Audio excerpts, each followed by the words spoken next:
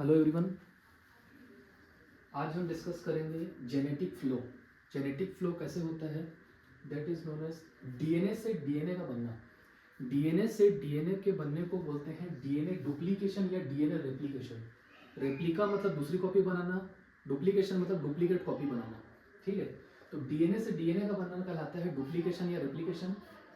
DNA का full form आप जान लो, डीऑक्सी राइबो न्यूक्लिक एसिड, है ना। डीएनए आप जानते हो कि नाइट्रोजनस बेस पेंटोस शुगर और फॉस्फेट ग्रुप से मिलकर बना होता है। नाइट्रोजनस बेस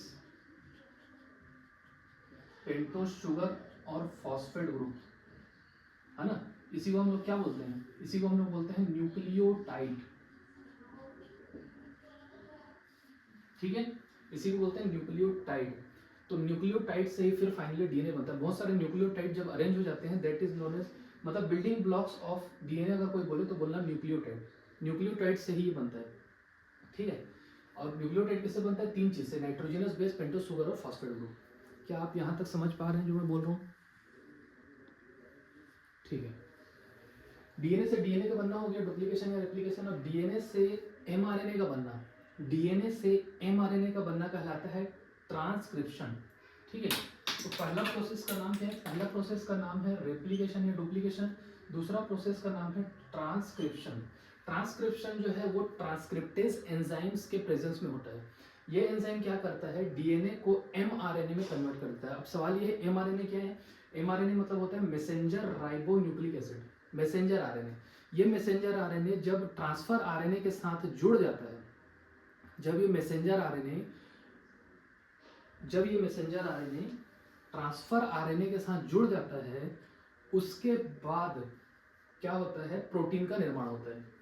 ठीक है, क्योंकि जो एमआरएनए है उसी में सारी इंफॉर्मेशन रहती है, जितने भी कोडॉन्स होते हैं वो एमआरएनए में रहते हैं, और वही एमआरएनए टीआरएनए के द्वारा रीड किए जाते हैं, और वही ट्रांसफर आरएनए के द्वारा रीड करे जाने पर प्रोटीन से रिलेटेड अमीनो एसिड उसके साथ जुड़ते चले जाते हैं। ठीक है, तो आप बस अभी इतना समझो कि डीएनए से डीएनए का बनना डुप्लीकेशन है, डीएनए से एमआरएनए का बनना ट्रांसक्रिप्शन है, और एमआरएनए से प्रोटीन का बनना ट्रांसलेशन है। एक और प्रोसेस होती है, दैट इज वेरी इंपॉर्टेंट, जो होती है एमआरएनए से डीएनए का बनना, मतलब रिवर्स। अपन क्या कर रहे हैं, जेनेटिक फ्लो को उल्टा कर रहे हैं।